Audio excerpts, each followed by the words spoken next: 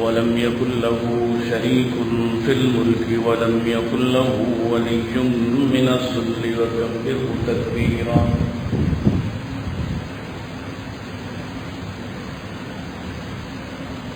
الحمد لله الذي علم بالأنعام وحرم الحرام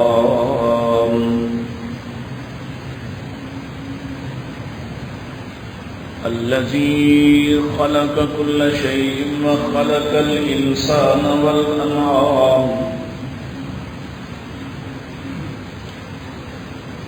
والصلاة والسلام على أشرف الأنبياء وسيد الأنام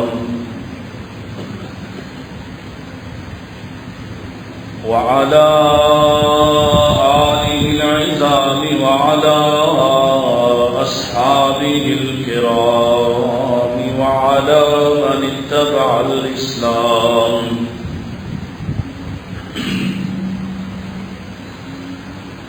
اللهم صل على محمد وعلى آل محمد كما صليت على إبراهيم وعلى آل إبراهيم إنك حميد مجيد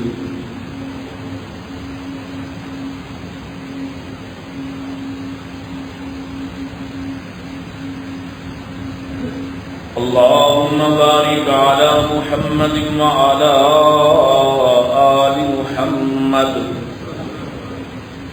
كما باركت على إبراهيم وعلى آل إبراهيم إنك حميد مجيد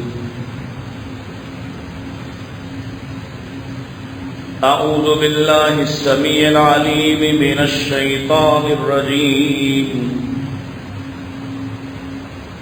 بسم الله الرحمن الرحيم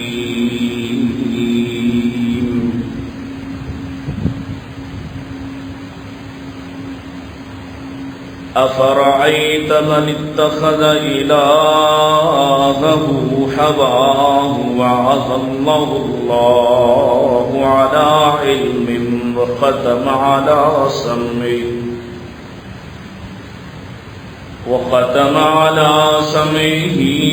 وقلبه وجعل على بصره غشاوة فمن يهديه من بعد الله أفلا تذكرون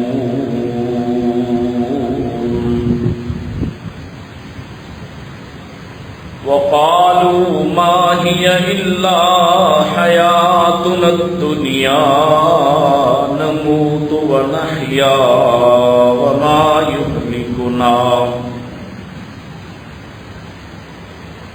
نموت ونحيا وما يهلكنا إلا الدهر وما لهم بذلك من علم إن هم إلا يظنون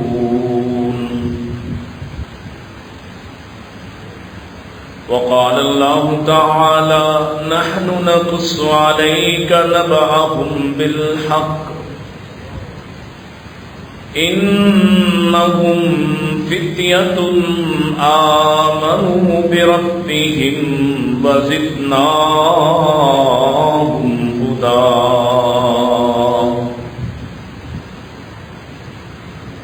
قال النبي صلى الله عليه وسلم اغتنم خمسا قبل خمس شبابك قبل هرمك وصحتك قبل سقمك وغناك قبل فقرك وفراغك قبل شغلك وحياتك قبل موتك إن أحسن الحديث كتاب الله وخير الهدي هدي محمد صلى الله عليه وسلم وشر الأمور محدثاتها كل محدثة بدعة وكل بدعة ضلالة وكل ضلالة في النار.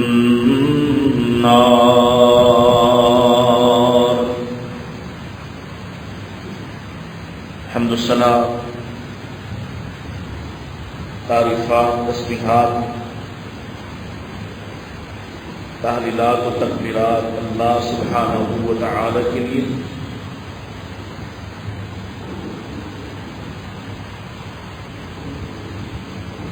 جس کے بے شمار انگنت لاتعداد ثناء ہیں، جو سراپا احسان ہے، حقیقی محسن ہے،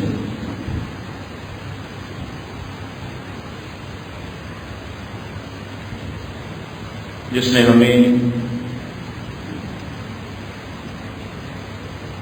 خوشیوں کے دن عطا فرمائے ہیں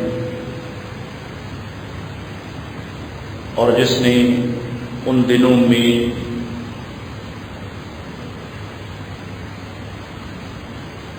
ہماری رہنمائی فرمائی ہے کہ ہم کس طرح سے اپنی خوشیوں کو منا سکتے ہیں۔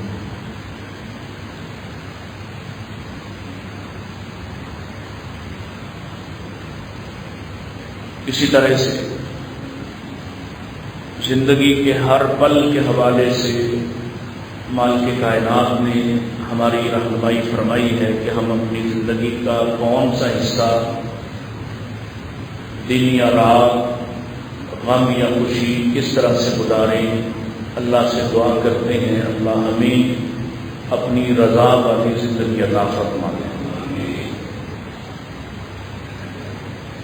درود السلام امام الانبیاء سید الاتقیاء جناب محمد مصطفیٰ صلی اللہ علیہ وآلہ وسلم کے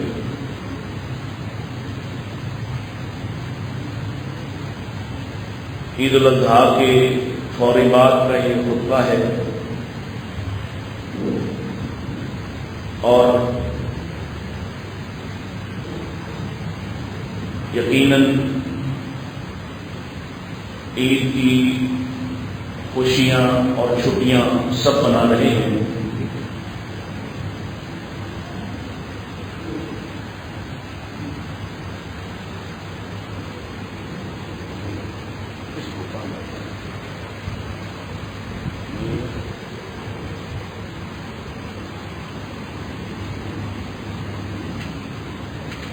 ایک طرف فوکس کرتے ہیں، ایک طرف فوکس کرتے ہیں، دیوار کی طرف۔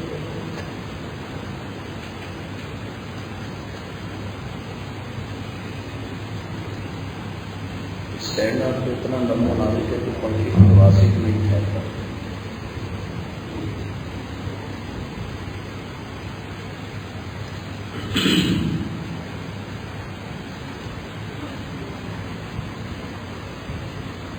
سو سب لوگ راحتوں کے ان دنوں میں اپنے اپنے مشاغل میں مصروف ہیں، مشغول ہیں۔ ایسے میں ایک یاد دہانی کہ اللہ تعالیٰ نے آپ کو جو بھی صلاحیت عطا فرمائی ہے وہ اس کی طرف سے بہت بڑی نعمت ہے، احسان ہے، فضل ہے۔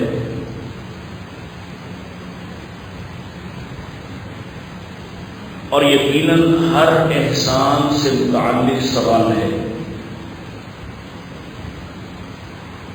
یعنی اللہ تعالیٰ نے مجھے اور آپ کو جتنی نعمتیں عطا فرمائی ہیں، جتنی صلاحیتیں عطا فرمائی ہیں، حتیٰ کہ جتنے مواقع عطا فرماتا ہے، ان سب کا حساب ہوگا، ان سب کا سوال ہوگا۔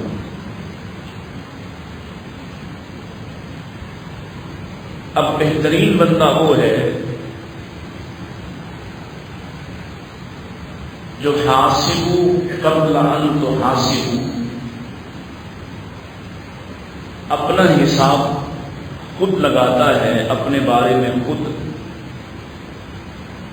بہتر فیصلے کرتا ہے، اپنے آپ کو اپنے احتساب سے گزارتا ہے، اپنی صلاحیتوں کے ساتھ انصاف کرتا ہے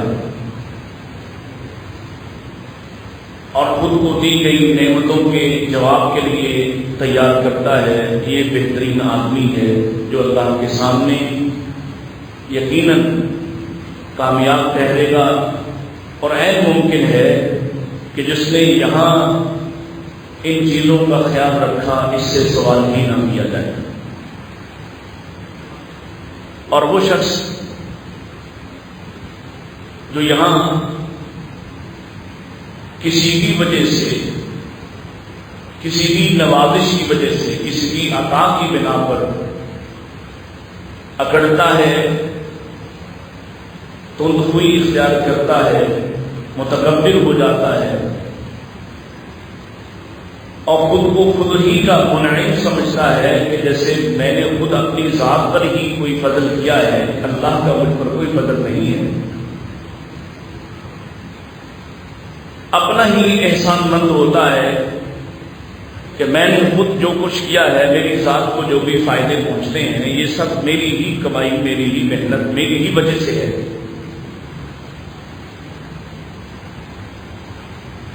تو اس شخص کے بارے میں اللہ تعالیٰ قرآن مجید میں فرماتے ہیں افرأیت من اتخذ الہہ ہواہ، اے میرے حبیب کیا آپ نے ایسے شخص کو دیکھا ہے، آپ اس آدمی کو نہیں دیکھ رہے جس نے اپنے آپ کو ہی اپنا خدا اور الہ بنا دیا ہے،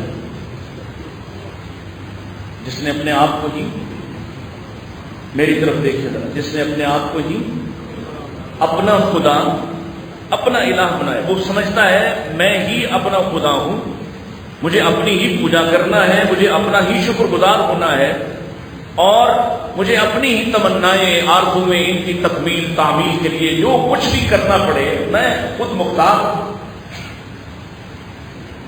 افرأیت من اتخذ الہہ ہواہ، جس نے اپنی خواہشوں، اپنی تمناؤں کو اپنا خدا بنا دیا ہے، گویا اپنے آپ کو ہی اپنا خدا متصور کیے بیٹھا ہے۔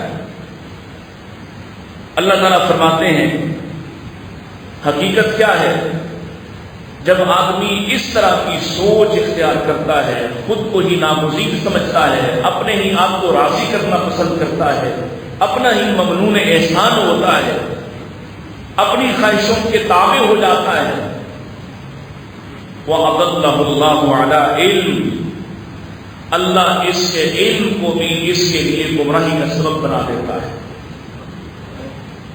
اللہ اس کے علم کے ذریعے سے ہی اس کو گمراہ کر دیتا ہے، اس لیے کہ اس نے تو خود کو ہی خدا بنا دیا ہے، اپنی ذات سے آگے کچھ دکھائی نہیں دیتا، اپنے آپ سے آگے کچھ دوسرے کو تسلیم کرنے کو تیار نہیں ہے۔ آپ بسا اوقات خاندانوں میں، دوست احباب میں ایسے لوگوں کو دیکھتے ہیں، دفاتر میں، فیکٹریوں میں، کام کی جگہوں پر آپ دیکھتے ہیں کہ کوئی کسی کی محنت کو قبول کرنے اور اس کی تسلیم کرنے کو تیار نہیں ہوتا، بلکہ خود اپنی ہی تعریفیں ہر آدمی کر رہا ہوتا ہے۔ نبی کریم صلی اللہ علیہ وسلم کہہ دو، آپ لوگوں کی تحسین کرتے تھے، تعریف کرتے تھے، ان کو اچھی باتوں پہ، اچھے کاموں پہ ان کی حوصلہ افزائی کرتے تھے۔ اگر کسی نے آ کر یہ کہہ دیا کہ جو آپ چاہیں، جو اللہ چاہے، تو فوراً اس کی اصلاح کی ہے، حالانکہ آپ کی چاہت اللہ کے ہاں بڑا مقام اور بڑا درجہ رکھتی ہے۔ نبی کریم علیہ الصلوۃ والسلام کی چاہت یہ ہدایت کے حوالے سے اللہ نے ایک حد مقرر کی ہے کہ ہدایت اسے ملے گی جسے اللہ چاہے گا. اس کا یہ مطلب نہیں ہے کہ رسول اللہ صلی اللہ علیہ وسلم کی چاہتوں کی کوئی حیثیت نہ تھی. اللہ کے نبی علیہ الصلوۃ والسلام نے جس آدمی کے بارے میں خواہش کی ہے، جس کے لیے دعائیں کی ہیں، آپ نے دیکھا ان کو اللہ نے ہدایت سے نواز دیا. آپ کے دل میں عمر رضی اللہ عنہ کا مقام تھا، ان کو طلب کرتے تھے، اور مالک تو دل کی تنہائیوں اور پہنائیوں کو جاننے والا ہے. چاہتے تو آپ ابو جہل کو بھی تھے، لیکن مجھے لگتا ہے، یقین جانیے اس کے لیے دلیل نہیں ہے، لیکن لگتا ایسے ہے جیسے اللہ کے نبی اسلام کی چاہت بھی عمر ہی تھے.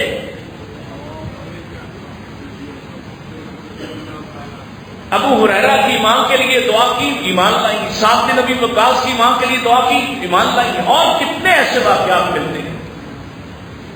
لیکن آپ کی عادت مبارکہ کیا ہے کہ آپ ہر کسی کی تعریف کرتے ہیں، ہر کسی کی حوصلہ افزائی کرتے ہیں، ہر کسی کو تحسین سے نوازتے ہیں. حالانکہ جو کمالات اللہ نے آپ کو عطا فرمائے ہیں وہ کسی اور کو کیسے مل سکتے ہیں؟ اور اگر کوئی اپنے کمالات پر بگڑتا اور بگڑنے کا حق رکھتا تو سب سے زیادہ حقدار محمد مصطفیٰ ہوتے.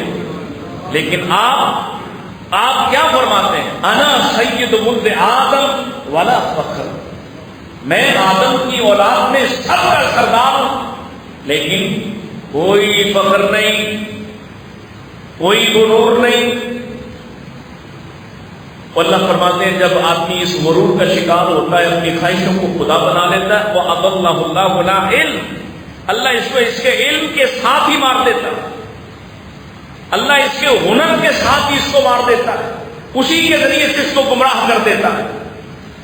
وَخَتَمَ عَلَىٰ سَمْعِهِ، اللہ اس کی سماعتوں کو محروم کر دیتا، اب یہ حق سنتا ہی نہیں. وَجَعَلَ عَلَىٰ بَصَرِهِ غِشَاوَةً، اللہ اس کی آنکھوں پر تمیز پردوں کو، بھاری پردوں کو ڈال دیتا ہے، اب یہ پلکیں اٹھا کر دیکھ سکتا ہی نہیں.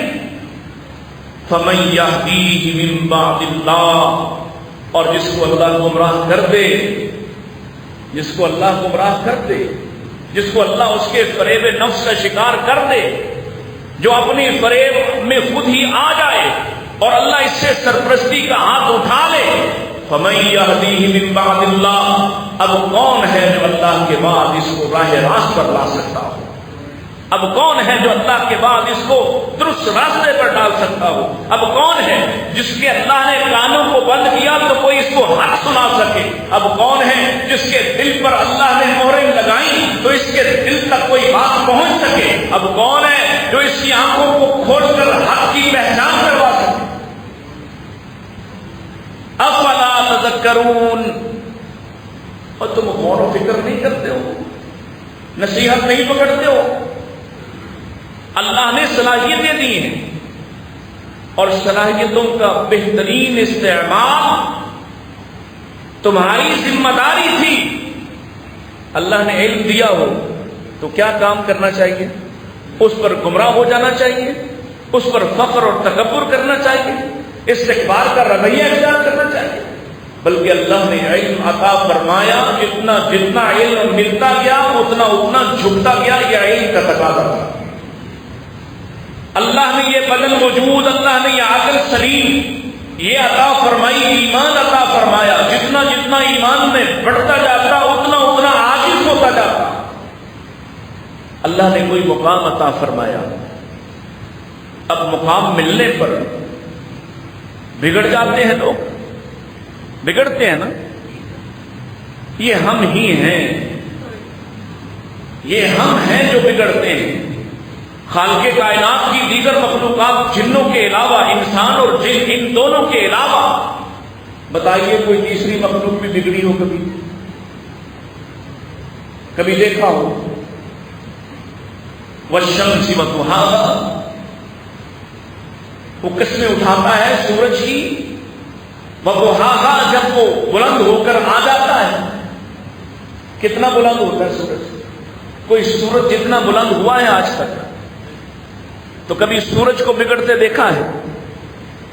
کہ اللہ نے دن بنایا تو کہے میں رات لے کے آؤں گا، میں چڑھوں گا نہیں، میں طلوع نہیں ہوں گا، بلکہ حدیث مبارکہ کے اندر آتا ہے جو حضرت ابی ذر رضی اللہ تعالیٰ عنہ نے نبی پاک سے پوچھا تھا، سألت النبی صلی اللہ علیہ وسلم عن قوله تعالی والشمس تجری لمستقر لها، اللہ کی کتاب میں ایک آیت حضرت ابی ذر نے پڑھی، والشمس تجری لمستقر لها، سورج اپنے قرارگاہ کی طرف سفر جاری رکھتا ہے، سورج اپنی منزل کی طرف سفر جاری رکھتا ہے۔ اس قول الہی کے بارے میں ابو ذر نے رسول پاک سے پوچھا، اللہ کے نبی اس کا مطلب کیا ہے؟ مجھے مطلب سمجھ نہیں آ رہا ہے، سورج کی کون سی منزل ہے؟ فرمایا مستقرها تحت العرش، اس کا ٹھکانہ عرش کے نیچے ہے، اور یہ روز اپنے منزل کی طرف سفر کرتا ہے، اور روز مالک کائنات کے سامنے سجدہ ریز ہوتا ہے، روز اس کے سامنے جھکتا ہے، روز پھر سے طلوع ہونے کی، بلند ہونے کی اجازت لیتا ہے، اللہ روز اس کو اجازت دیتا ہے، اور روز یہ مشرق سے طلوع ہو جاتا ہے، جس دن اس کا سجدہ قبول نہ کیا گیا اس دن اسے حکم دیا جائے گا آج پلٹ جا، جہاں غروب ہوا تھا وہیں سے واپس کر جا۔ کبھی دیکھا کہ سورج اللہ کے سامنے نافرمان ہوا؟ وَالْقَمَرِ إِذَا تَلَاهَا، کبھی چاند نے چمکنا بند کیا ہو، کبھی اس نے کہا ہو میں ہلال کی طرح ایسے نہیں بنوں گا، میں اللہ اس کو ہلال بنائے، ایک باریک تار کی طرح بنائے تو بن جاتا ہے، پورا چاند بنائے تو بن جاتا ہے، پورے کو روشن کرے تو روشن ہو جاتا ہے، آدھے کو روشن کرے تو آدھا روشن ہوتا ہے، اگر کبھی کبھی اس کو داغدار کرنا چاہے، گرہن لگائے تو لگ جاتا ہے، کسی بھی کیفیت سے انکار۔ آسمان نے کبھی انکار کیا ہو میں مزید بوجھ نہیں اٹھا سکتا؟ زمین نے کبھی ہم جیسوں ناکاروں نکموں کو دیکھ کر اس کے اوپر چلنے سے ہاتھ اٹھا لیے ہوں کہ میں مزید ان مجرموں کو اپنے اوپر چلنے نہیں دے سکتی؟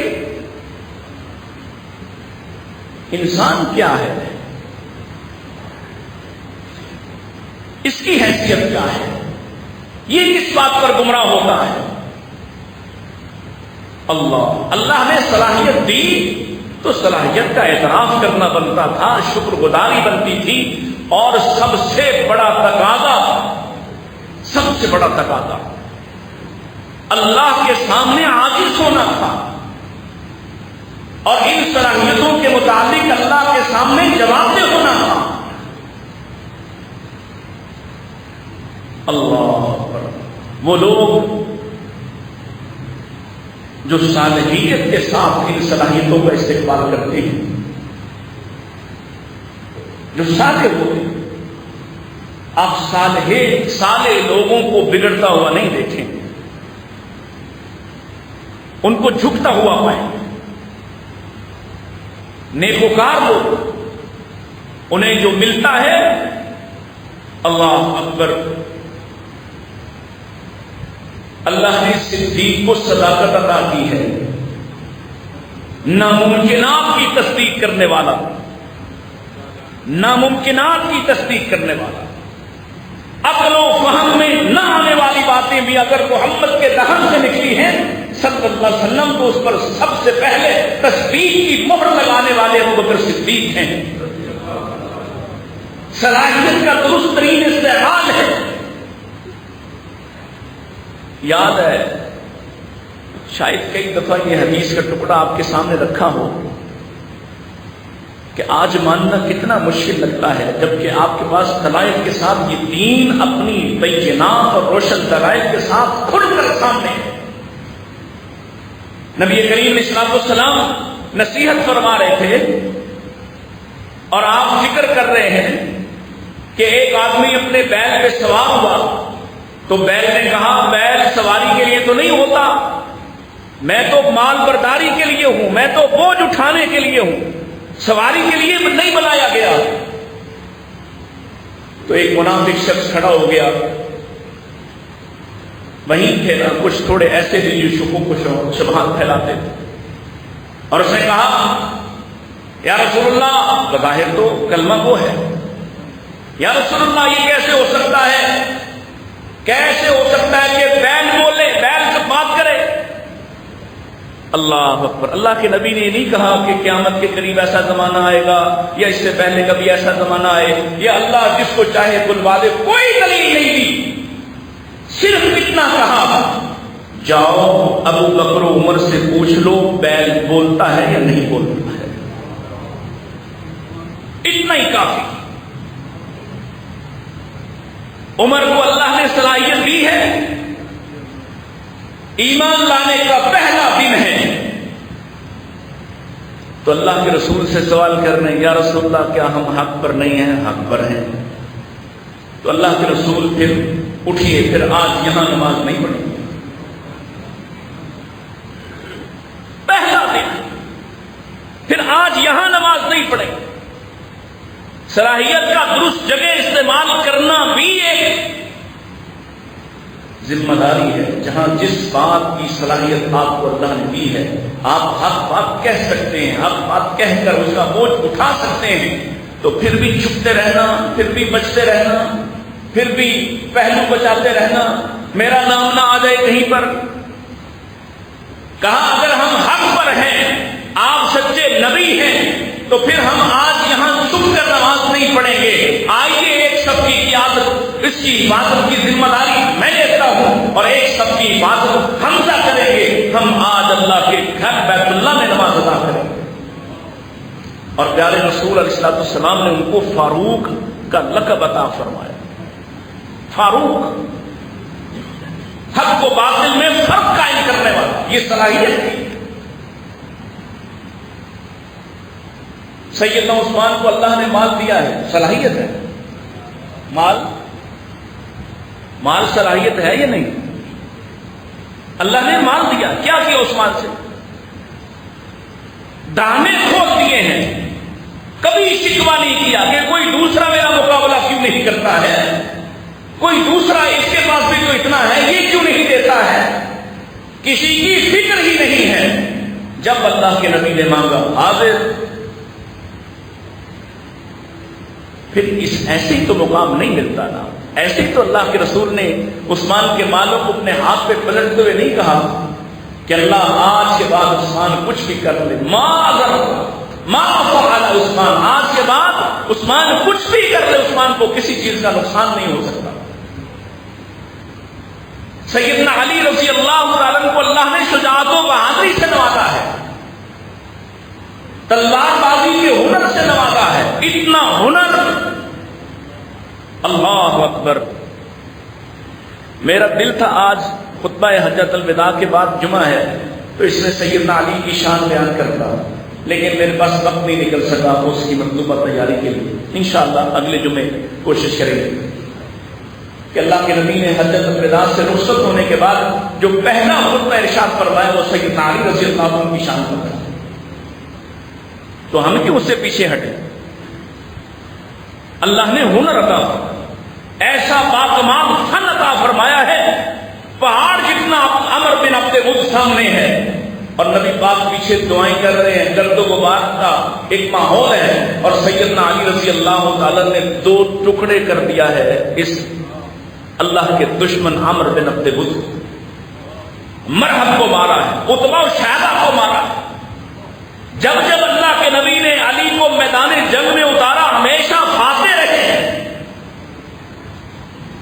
ایسے تو اللہ نے اسد اللہ قرار نہیں دلوایا. آپ کو اپنی صلاحیت کا پوری طرح سے اظہار کرنا پڑتا ہے اللہ کے لیے. ہاں، تربیت کتنی پختہ ہے یہ دیکھ لیجئے. تربیت کتنی پختہ ہے کہ کافر کے سینے پہ سوار ہیں، اس کو قتل کرنے والے ہیں، اس کو ذبح کرنے والے ہیں، اور اس نے آپ کے چہرے پر تھوک پھینکا ہے. علی نے تلوار چھوڑی، پیچھے ہٹ گئے رضی اللہ تعالیٰ عنہ. وہ حیران ششدر ہے کہ اس عمل سے تو اور غصہ آنا تھا، اب کیوں نہیں مارتے ہو؟ غلبہ پانے کے باوجود کیوں چھوڑ دیا؟ فرمایا میں اللہ کے لیے لڑ رہا تھا. لڑائی اللہ کے لیے تھی، ذات کے لیے نہیں تھی. ہم سب بھی غور و فکر کریں اپنے بارے میں. ہماری لڑائیاں ذات کے لیے ہیں، ذات کے لیے. وہ ذات جس کا ذکر میں کر رہا ہوں کہ جس کے بارے اللہ فرماتا ہوں وَرَأَيْتَ مَنِ اتَّخَذَ إِلَٰهَهُ هَوَاهُ، جنہوں نے اپنی ذاتی خواہشات کو اپنا خدا بنایا ہے، اپنے آپ کو اپنا خدا بنا کے بیٹھے۔ دیکھیے سیدنا علی غلبہ پا لیا ہے، اس کے سینے پہ سوار ذبح کرنے والے ہیں، چھوڑ دیا۔ فرمایا لڑائی ذات کے لیے نہیں تھی، تم نے مجھے میری ذات کو شامل کر دیا میرے مشن میں، میں تو اللہ کی نہیں ضرورت تھا، تجھے مارنے کا مقصد بھی اللہ کا دشمن مارنا تھا، اب تو نے یہ عمل کر کے ذاتی طور پر مجھے اکسایا ہے، میں اپنے لیے لڑائی نہیں لڑتا ہوں۔ کیا شاندار لوگ تھے۔ اور یہ جو میرے سامنے کثرت کے ساتھ آپ بیٹھے ہیں نوجوان، نحن نقص علیک نبأہم بالحق، اے نبی آؤ ہم تمہیں ایک قصہ سناتے ہیں، حق والا قصہ۔ انہم فتیۃ، یہ نوجوانوں کا ایک گروہ تھا، نوجوان جوانی والے جن کو اللہ نے صلاحیت، جوانی ایک صلاحیت ہے یا نہیں ہے؟ کتنی زبردست صلاحیت ہے۔ تو یہ کوئی ابھی ہم عید کی نماز پڑھا کے میں یہاں سے واپس جا رہا تھا تو راستے میں جو مناظر نوجوانوں کے دیکھے ہیں، اللہ کی پناہ، اس قوم کی کوئی تربیت ہی نہیں کرتا ہے۔ یا کبھی کبھی اگر کسی کانفرنس سے واپس آؤں، رات کہیں یہاں اسوا میں ٹھہر جاؤں، صبح اتوار کا دن ہو، فجر کے بعد فجر پڑھ کے نکلوں، تو یہاں سے لے کے نہر اور نہر کے آخری سرے تک جواریوں کی نسلیں کھڑی، موٹر سائیکلوں پر جوا لگانے والے اور ان کو دیکھنے والے غول کھڑے ہوتے ہیں، ان میں سے کوئی ایک بھی شاید مسجد میں نہیں آنے والا ہوتا۔ ان کو بھی اللہ نے صلاحیت ہوتا، انہم فتیۃ آمنوا بربہم، ان کو اللہ نے صلاحیت دی ہے اور انہوں نے اس صلاحیت کا درست ترین استعمال کیا ہے، اپنے رب پر ایمان لائے۔ اور جب اللہ پر ایمان لائے تو اللہ جواب میں کیا کرتا ہے؟ فرمایا وَزِدْنَاهُمْ هُدًى، جو ہمارے رستے پر چلتا ہے نا، ہم اس کی ہدایت میں اضافہ کر دیتے ہیں، ہم نے ان کی ہدایت میں اضافہ کر دیا ہے۔ بہت سے لوگ ہوتے ہیں اپنے ہی جوان بچوں کو نمازیں پڑھتا دیکھ کر پریشان ہو جاتے ہیں، وہ تمہیں کیا ہو گیا؟ تم بہت آج کل مسجد جاتے ہو، تم بہت زیادہ آج کل نمازیں پڑھنے لگ گئے ہو، بہت سے چچا، بہت سے ماموں، بہت سے رشتے دار ایسی بچیوں پر، بہت سے خاندان کے رشتے ان پر اعتراض کر رہے ہوتے ہیں جو جوانی میں اپنے جسم بدن کو بچانے کی اس مہم میں حجاب پہنتے تھے، اس کو تنقید کا نشانہ بنا رہے ہوتے ہیں۔ تمہیں کیا ہو گیا ہے؟ تم کس راہ پر چل پڑی ہو؟ اللہ اکبر۔ حوصلہ افزائی نہیں کرتے، اور اللہ کیا کرتا ہے؟ جب کوئی اس کے راستے پر آتا ہے اللہ حوصلہ افزائی کرتا ہے، وَزِدْنَاهُمْ هُدًى، اللہ اس کی ہدایت میں اضافے کر دیتا ہے، اور پھر کیا مقام عطا کرتا ہے؟ اللہ اکبر۔ شہر کے پاس کے پہاڑ میں ایک غار ہے، غار بھی کھلی ہوئی، سامنے کا حصہ بند ہے یا پیچھے والا، درمیان میں صحن ہے۔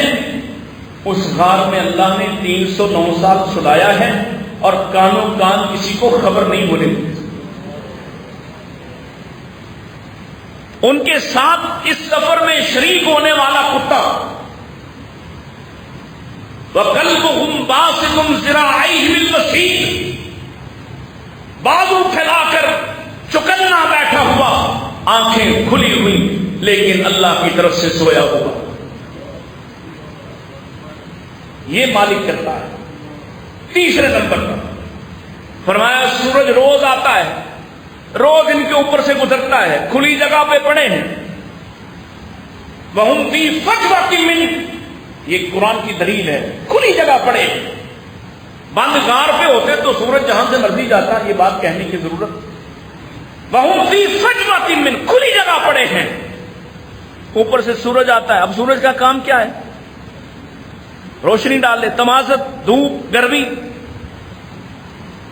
اللہ فرماتے ہیں ہم نے سورج سے ہی کہہ دیا جب اس کار پر پہنچے تو اپنا پہلو جھکا کر گزرنا. جب شمال پہ آؤ یا جنوب پہ آؤ، یہ دو راستے ہیں سورج کے، سردی اور گرمی. جب ان کے اوپر آؤ تو پہلو جھکا کے گزرنا. گرمی ہے تب بھی ان پر دھوپ نہ پڑے، سردی ہے تب بھی ان پر تمازت نہ آئے، میرے یار کہیں جاگ نہ اٹھیں. چوتھی بات، آدمی جب سوتا ہے تو وہ ایک رات میں کئی دفعہ کروٹ بدلتا ہے، اور جو بے سدھ سویا ہو، چھوٹے بچے سوتے ہیں نا،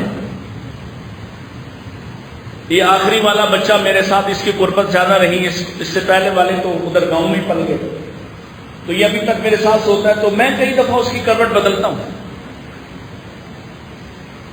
اور اللہ فرماتے ہیں وَنُقَلِّبُهُمْ ذَاتَ الشِّمَالِ وَذَاتَ الْيَمِينِ، ہم ان کی کروٹیں بدل رہے تھے. تھکنے والے پہلوؤں کو اوپر لا رہے ہیں، فریش پہلو نیچے جا رہا ہے، پھر پہلو بدل رہے. وَنُقَلِّبُهُمْ، جس نے اپنی صلاحیت کا درست استعمال کیا اللہ کی رحمتیں اسے گھیر لیتی ہیں. مالک کے احسان، اللہ کے فضل اس پر ڈھیروں ڈھیر نازل ہوتے ہیں. اپنی صلاحیت کا درست استعمال کرو. اتنے ظالم اور اپنے آپ کے لیے اتنے متکبر نہ بن جاؤ کہ اپنے آپ کو اپنا خدا قرار دے. سیدنا سعد بن ابی وقاص رضی اللہ تعالی عنہ، جنگ قادسیہ ہو رہی ہے، بڑی زوروں کی جنگ ہے. شکایت آ گئی، ایک صحابی ہے نام ہے اس کا ابو محجن ثقفی، اس نے شراب پی لی. اب کوئی بدبخت اٹھ کے یہ نہ کہے کہ وہ دیکھو شراب پی صحابی ہے. صحابی انسان ہے، ان سے خطا ہو سکتی ہے، یہ ہمارا عقیدہ ہے، لیکن خطاؤں کے باوجود اللہ ان کو معاف کر چکا، اللہ ان پر اپنی رضا کے سرٹیفکیٹ جاری کر چکا. شراب پی ہے، امیر لشکر کو پتا چلا، بلایا، بھائی تمہیں پہلے بھی منع کیا تھا. بعض لوگ ہوتے ہیں ایسی، ان کی عادت ہوتی، تم باز نہیں آ رہے، حالانکہ آدمی بڑا جنگجو ہے، بڑا لڑنے والا ہے.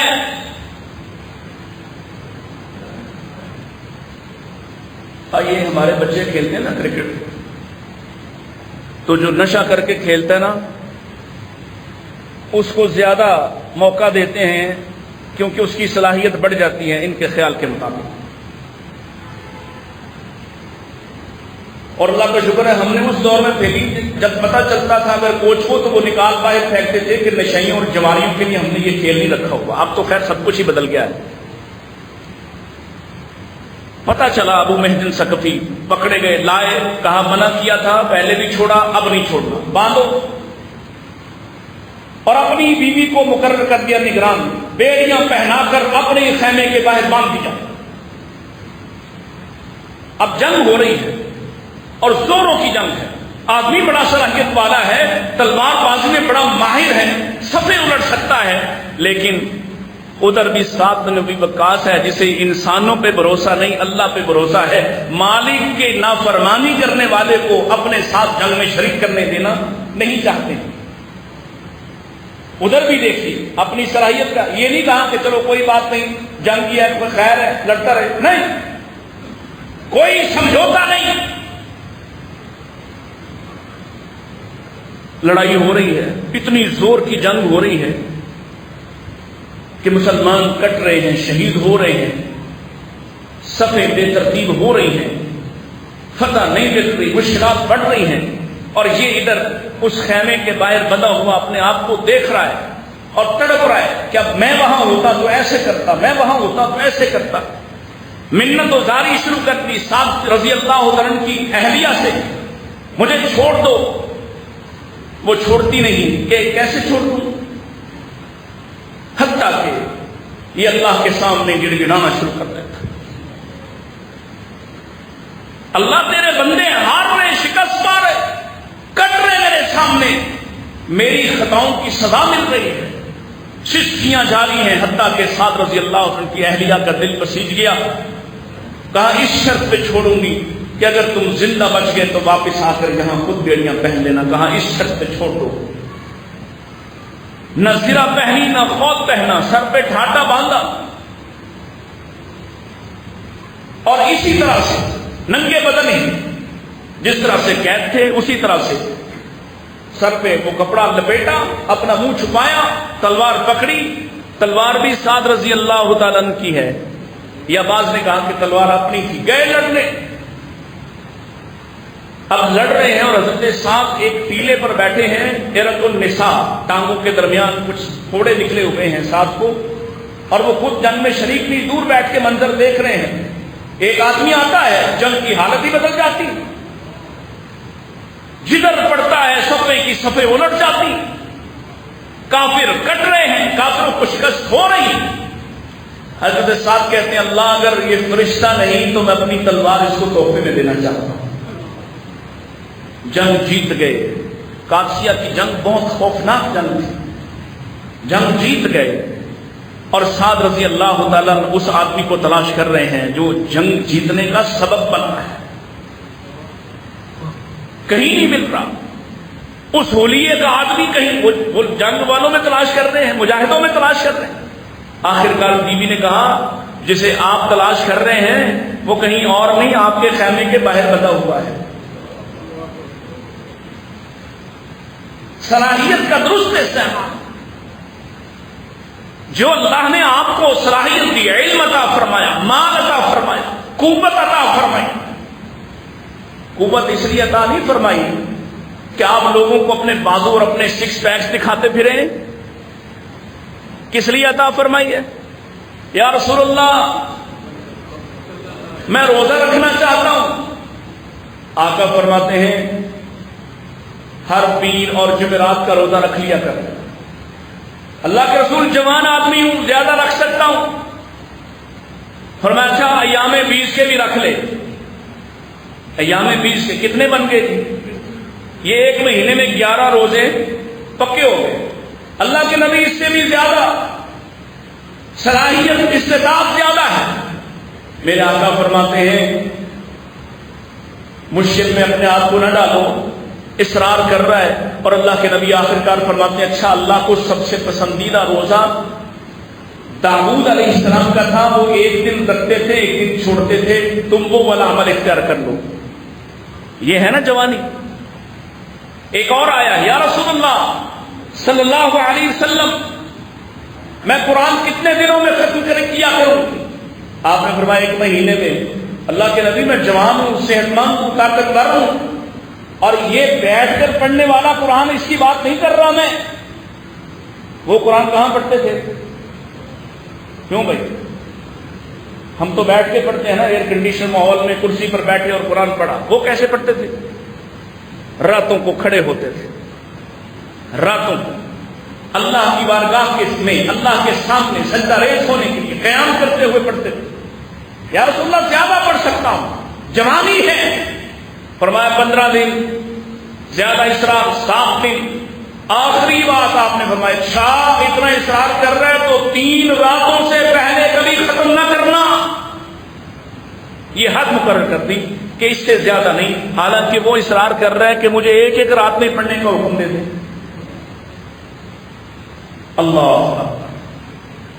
اللہ نے جو صلاحیت آپ کو عطا فرمائی ہے، جس طرح کی، وہ مال کی ہے، وہ علم کی ہے، وہ ہدایت کی ہے، وہ ایمان کی ہے، وہ آپ کے کردار کی ہے، اس صلاحیت پر سب سے پہلے تو اللہ کے سامنے عاجزی اختیار کریں، تکبر نہیں، اور پھر اس صلاحیت کا درست استعمال کیجیے۔ بہت بڑی مثال ہے، آخری بات عرض کر کے بات ختم کر دیتا ہوں۔ کئی دفعہ آپ نے سنی نیکی بھی اصل میں صلاحیت ہے، اور صلاحیت کون عطا کرتا ہے؟ اللہ عطا نہ کرے تو کوئی خود سے نیکی کر سکنے والا نہیں۔ اور نیکیوں میں ایک نیکی جو بڑی کمال کی ہے، جو تمہارے نبی کا تعارف ہے، وہ ہے امانت داری۔ کیا؟ بولیے ذرا ایک مرتبہ اور کہہ دیں۔ کیا؟ ادھر والے نہیں بول رہے؟ امانت داری، امین ہونا۔ آپ جہاں ہیں، جس منصب پہ ہیں، جس درجے پر ہیں، جس جاب پہ، جس ذمہ داری پہ ہیں، آپ کے پاس امانتیں ہیں۔ امانتیں صرف لوگوں کی تو نہیں ہوتی، اللہ نے خود آپ کو جو عطا فرمائے یہ بھی امانت ہے۔ اور اگر کسی دوسرے کے مال اسباب کا آپ کو امین بنایا جائے تو آپ کی ذمہ داری کیا بنتی ہے؟ آپ امانتوں کو ہڑپ کر جائیں، غصب کر جائیں۔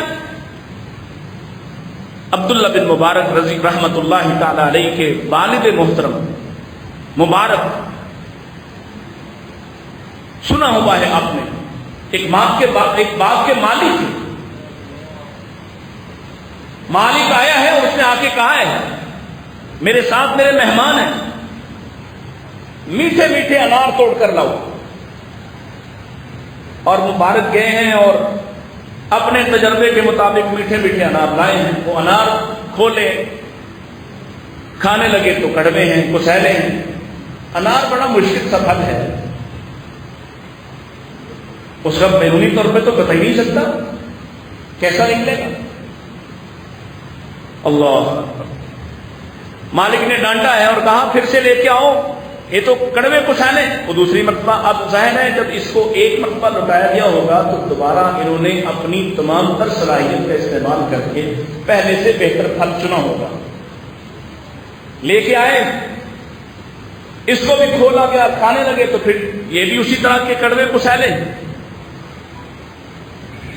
اب باغ کا جو مالک ہے اس نے ڈانٹا ہے، سخت ڈانٹا۔ اس نے کہا کیسے کمال آدمی، اتنے سال ہو گئے تمہیں یہاں کام کرتے ہوئے، باغ کے مالک، تمہیں آج تک اتنا ہی نہیں پتا چلا کہ کون سا پھل میٹھا ہوتا ہے کون سا کڑوا؟ اور کیا شاندار تعریف کی جواب ارشاد فرمایا۔ کہنے لگے آپ نے رکھا تھا باغ کی حفاظت کے لیے، حفاظت کرتا ہوں۔ آپ نے رکھا تھا باغ کو پانی دینے کے لیے پانی لگاتا ہوں، باڑ ٹھیک کرنے کے لیے باڑ ٹھیک کرتا ہوں۔ پھل کھانے کی ذمہ داری نہیں کی تھی، آج تک نہ کھایا ہے، نہ پتا کہ کیسے میٹھے ہوتے ہیں۔ یہ ہے مزیداری۔ اللہ نے آپ کو جس جگہ امانت دار بنا کر بٹھایا ہو، ذمہ داری دی ہو، موقع دیا ہو، آپ اتنے امین ہوں کہ کوئی نہیں دیکھ رہا تھا نا، وہ کوئی کیمروں کا زمانہ نہیں تھا، کوئی نہیں دیکھنے والا۔ اور مالک نے بھی کوئی قدر نہیں لگائی ہوئی، لیکن ذمہ داری دی ہوئی ہے حفاظت کی۔ حفاظت میں کہاں کبھی کھایا ہی نہیں، کھاتا تو پتا چلتا کیسے میٹھے ہوتے ہیں۔ وہ بڑا حیران ہوا، اتنا حیران اور اتنا مستعجب ہوا، متعجب ہوا۔ گھر گیا، بیوی ان دنوں اپنی بیٹی کا رشتہ تلاش کر رہی ہے۔ کہا رشتہ مل گیا ہے، رشتہ مل گیا ہے، بندہ امانت دار ہے۔ او بھائی، اس کا قوم، قبیلہ، خاندان کہاں کا رہنے والا کون ہے؟ ظاہر ہے جو اس دور میں بات کا مالک ہوگا وہ مالدار آدمی ہوگا، اور جو مالی ہے وہ کتنا مالی طور پر کمزور ہوگا اس زمانے میں بھی، جس کے پاس کچھ نہیں سوائے نوکری کرنے کے۔ اللہ اکبر۔ لیکن دونوں میاں بیوی راضی ہیں، نہیں جو مل گیا نا، مجھے نہیں پتا اس کا خاندان کون قبیلہ کہاں سے آیا، مجھے یہ پتا ہے کئی سالوں سے وہ اس باغ کی مالکگیری کرتا ہے، اس کا مالی ہے، اور آج تک اس نے ایک پھل نہیں کھایا ہے۔ جو اتنا امانت دار ہے وہ میری بیٹی کے لیے بہترین رشتہ ہے، رشتہ کر دیا، شادی ہوئی، اللہ نے بیٹا عطا فرمایا۔ بیٹا، یہ امانت داری، یہ صالحیت نسلوں کو فائدہ پہنچاتی۔ آج کون ذکر کرتا مبارک کا؟ اتنے اعلیٰ عمل کی وجہ سے اللہ نے بیٹا بھی ایسا کمال کا عطا فرمایا ہے۔ آج پوری دنیا میں حدیث کا علم پڑھنے والے، حدیث پڑھانے والے جب تک عبداللہ بن مبارک کو نہ پڑھے، جب تک اس کو درمیان میں نہ لائے، حدیث کا